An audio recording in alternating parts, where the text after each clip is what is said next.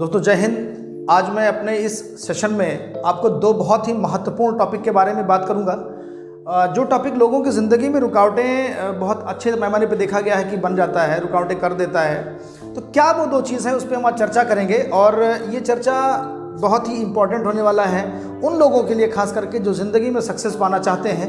वो फील्ड कोई भी हो सकता है, वो ज़रूरी नहीं है कि वो एजुकेशन हो या बिज़नेस हो या कोई और चीज़ हो, लेकिन अगर इन दो चीज़ों पे काम कर लेंगे ना 110% उनको सक्सेस की तरफ रास्ता मिल जाएगा। अब वो दो चीज़ें क्या है, इस पे हम बात करते हैं। एक तो पहला टॉपिक मैं लूँगा, दो टॉपिक मैं लूँगा। एक तो है लेजीनेस और एक दूसरा टॉपिक है प्रोक्रास्टिनेशन।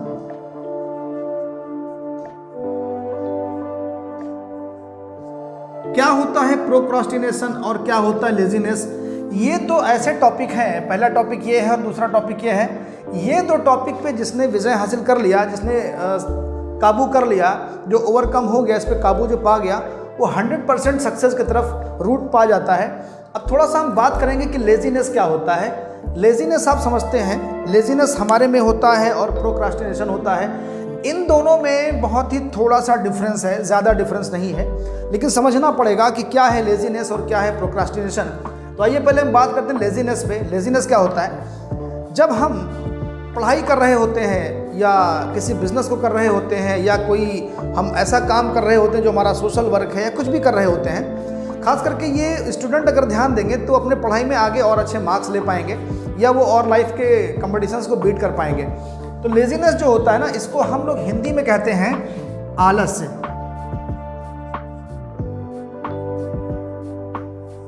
आलस्य। अभी प्रोक्रास्टिनेशन में बाद में बात करेंगे। आलस्य क्या है? आलस्य वो होता है, जैसे कभी कभी क्या होता है ना कि पता लगा कि हमारा इंस्टीट्यूट खुला हुआ है और हमें जाना है पढ़ने, और बीच में अचानक मेरा मन कर देता है कि छोड़ो आज नहीं जाते हैं, छोड़ो आज नहीं पढ़ते हैं। तो अब पता क्या लगा कि उनका वो चैप्टर छूट गया, उनका वो टॉपिक छूट गया। अब वो टॉपिक छूट गया, उस टॉपिक को उस तरीके से वो कभी नहीं समझ सकते जिस तरीके से उनको क्लास में टीचर समझाता। वो किसी फ्रेंड से लेकर के होमवर्क पूरा कर लेंगे, किसी फ्रेंड से लेकर के कॉपी पूरा कर लेंगे, लेकिन वो बात जो क्लास में ओपनली बात होती टीचर्स से और स्टूडेंट्स के बीच में पढ़ाई को लेकर के क्रॉस क्वेश्चंस होते, वो नहीं हो पाते। एक तो एग्जांपल जैसे ये हो गया। फिर इसके बाद आलस में क्या है कि चलो कल कर लेते हैं, चलो कल कर लेते हैं। तो कल कर लेने वाले में क्या है कि वो काम जिस एनर्जी से आप आज करते उस एनर्जी से कल तो नहीं होने वाला है, उस एनर्जी से नहीं होगा, एनर्जी तो चेंज हो ही जानी है। तो आप क्या करें, आलस को आप एक तरीके से अगर अपने आलस को नहीं हटाएंगे तो आपकी ज़िंदगी में इतना बड़ा नुकसान होगा कि जिसकी आप कल्पना भी नहीं कर सकते। अब आलस से क्या होता है, जैसे पता लगा कि आपको आलस, आपको आगे आपको ट्रेन पकड़नी है, तो ट्रेन अगर आपको पता है कि ट्रेन किस टाइम पे जानी है तो आपको उस टाइम पे रेडी होना पड़ेगा, और अगर आप आलस करेंगे तो आपकी ट्रेन छूट जाएगी। ट्रेन जब छूटती है तो इस कंडीशन में आपके लाइफ की भी ट्रेन छूटती है। ऐसे ही अगर हम आलस्य को देखते रहेंगे ना तो हमारी लाइफ की बहुत सारी ट्रेनें ऐसे निकलती चली जाएंगी और हम अपने स्थान तक नहीं पहुंच पाएंगे। तो आलस्य का सबसे बड़ा जो नुकसान है वो ये है कि ज़िंदगी जहाँ की तहाँ है वहीं रह जाती है। तो जब भी दिमाग में आपके आए, अच्छा आलस्य आता क्यों है, आपका आलस्य आने का कारण क्या है कि आपकी ज़िंदगी में गोल सेट नहीं है। गोल सेट नहीं है, गोल मतलब आपका टारगेट नहीं पता है, लक्ष्य नहीं पता है, आपका लक्ष्य नहीं पता है, आपको लक्ष्य से आपका अटैचमेंट नहीं है। तो आपका आलस्य तो आना तय है। आलस्य इसीलिए आता है कि आपको टारगेट सेट नहीं। अगर आपको दिमाग में थोड़ा सा भी डर आ जाए ना कि मैं फेल हो जाऊंगा या मेरे मार्क्स अच्छे नहीं आएंगे, या आप ऐसा कह सकते हैं कि हमारा प्रिपरेशन नहीं हो पाएगा और हमारी जो है मार्केट में या समाज में हमारी किरकिरी हो जाएगी, हमें लोग अच्छे नज़र से नहीं देखेंगे, जब थोड़ा सा डर आपको आ जाएगा ना, अपने गोल के प्रति आप थोड़ा सा डर जाएंगे तो आपको आलस नहीं आएगा। तो जब भी आपको आलस आए, आप अपने गोल को ज़रूर एक बार देखें। आप अगर गोल को आप देखेंगे, अब पता लगा किसी के पास गोल ही नहीं है, किसी के पास टारगेट ही नहीं है। अगर टारगेट नहीं है तो फिर वो काम क्यों करेगा वो? तो आलस तो आ ही जाना है। जिसकी ज़िंदगी में, जैसे कुछ लोग अपनी ज़िंदगी में इसलिए ही पैदा होते हैं कि वो खाएंगे और धरती पर विचरण करेंगे और चले जाएंगे, एक दिन वो यहाँ से पलायन कर जाएंगे, मतलब अपने मृत्यु को पाएंगे जब कभी ज़िंदगी में आगे। तो वो कुछ लोग तो इसीलिए आते हैं कि हम खाएंगे पिएंगे और ऐसे चले जाएंगे। लेकिन जिन लोगों की ज़िंदगी में कोई गोल होता है, जिन लोगों की ज़िंदगी में कोई लक्ष्य होता है, वो कभी भी आलस्य को नहीं करते हैं। अब इसलिए आपको ज़रूरी क्या है कि आप एक अपना गोल सेट करें। किसी दिन मैं गोल के ऊपर बात करूंगा कि गोल कैसे सेट करते हैं, गोल कितने प्रकार का होता है। तो इस तरीके से आप गोल जब सेट कर लेंगे तो आपको आलस्य को नहीं आने देगा। अगर आपको आलस्य को भगाना है तो आपको गोल बहुत तगड़ा सेट करना पड़ेगा और गोल के साथ ना फीलिंग जोड़नी पड़ेगी, अपनी इमोशंस को जोड़ना पड़ेगा। अगर आप इमोशंस को नहीं जोड़ेंगे, अपनी फीलिंग को नहीं जोड़ेंगे तो आप कभी भी आलस्य को नहीं भगा पाएंगे। दूसरी बात क्या है, अब देखिए इस फीलिंग और इस इमोशन का हम यहाँ पे देखते हैं प्रोक्रास्टिनेशन पे।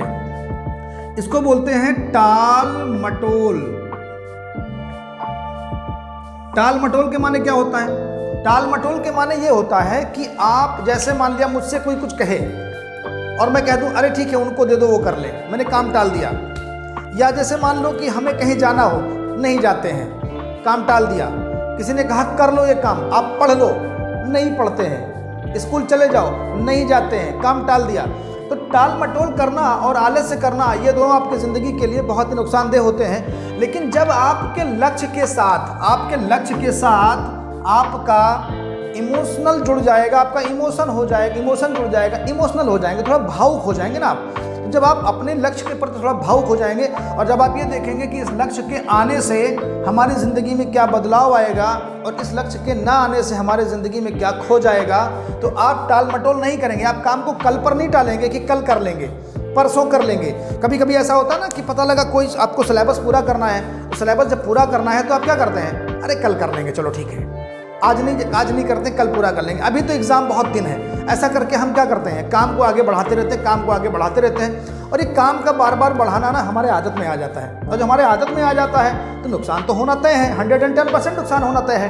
तो टाल मटोल जो है ना, आप जब लक्ष्य को नहीं देखेंगे तो आप टाल मटोल करते रहेंगे। कल कोचिंग पढ़ लेंगे, कल स्कूल चले जाएंगे, ये होमवर्क कल कर लेंगे, या आप कोई कंपटीशन तैयारी कर रहे हैं, IAS की तैयारी कर रहे हैं या छोटे लेवल की तैयारी कर रहे हैं। जैसे मान लो अभी यूपी टेट आने वाला है, एग्ज़ाम होने वाला है, तो अब उसमें क्या होगा ना कि आप टाल मटोल करें कि ठीक है कल मैथ पढ़ लेंगे, परसों मैथ पढ़ लेंगे, छोड़ो अभी कहाँ तो बहुत ज़्यादा दिन पेपर है।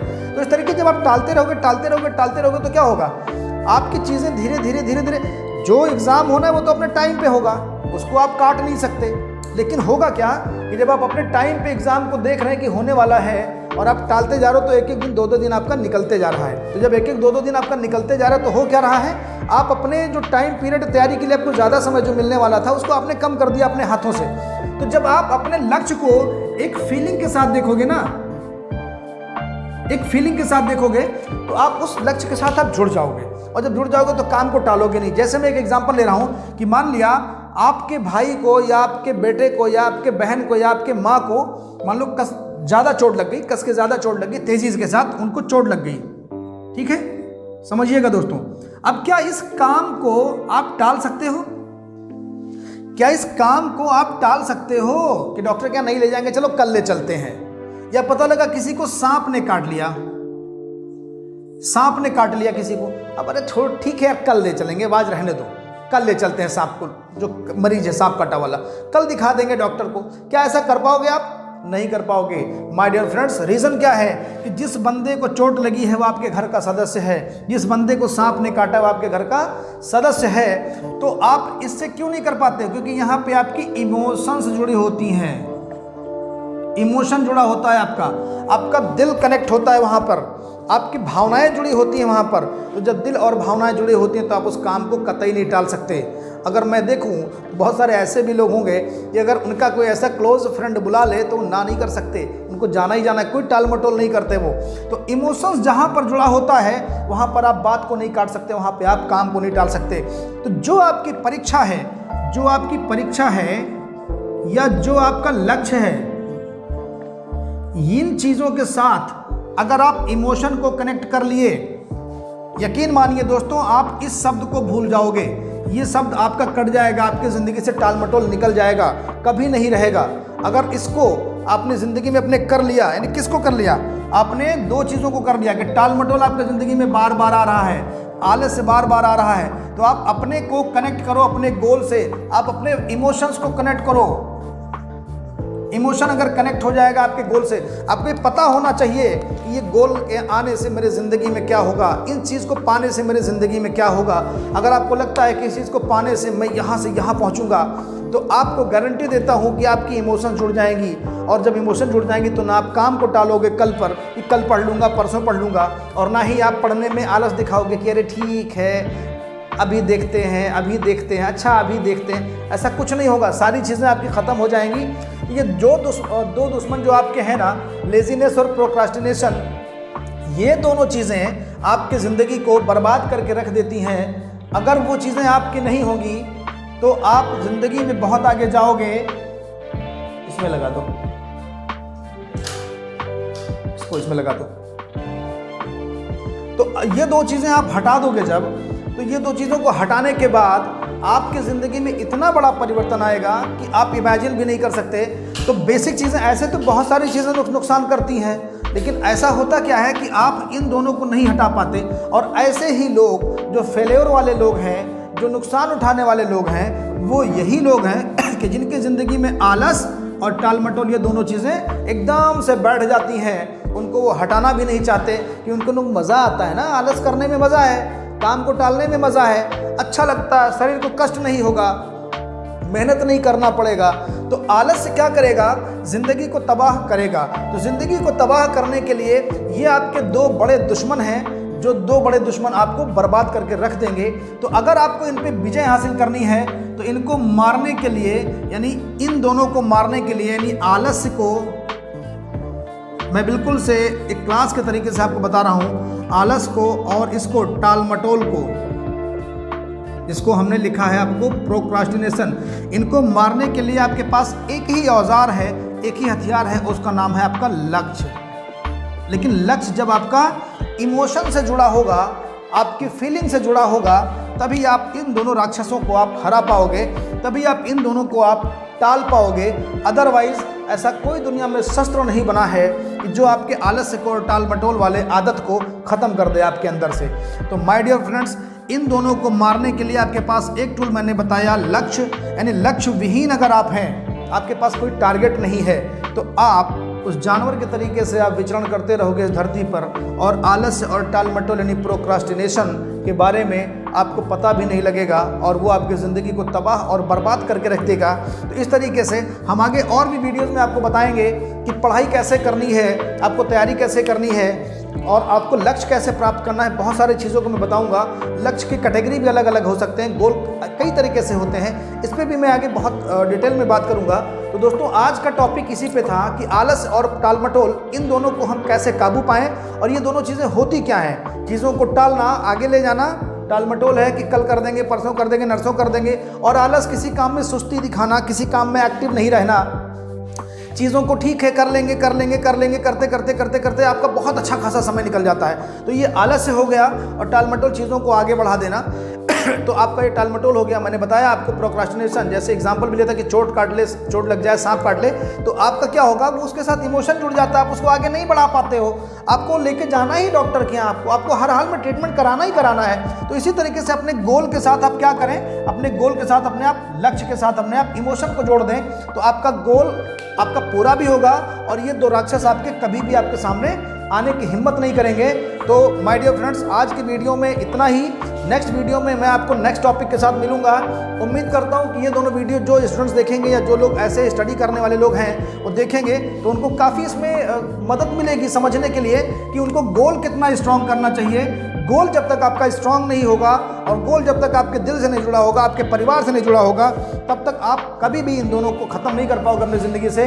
तमाम सारे स्टूडेंट्स का मेरे पास काउंसलिंग में ऐसा कुछ होता है कि वो आते हैं तो कहते हैं कि सर मैं आलसी हूँ, कैसे दूर करूँ, सर मेरे अंदर काम को आगे टालने की आदत है, कैसे दूर करूँ।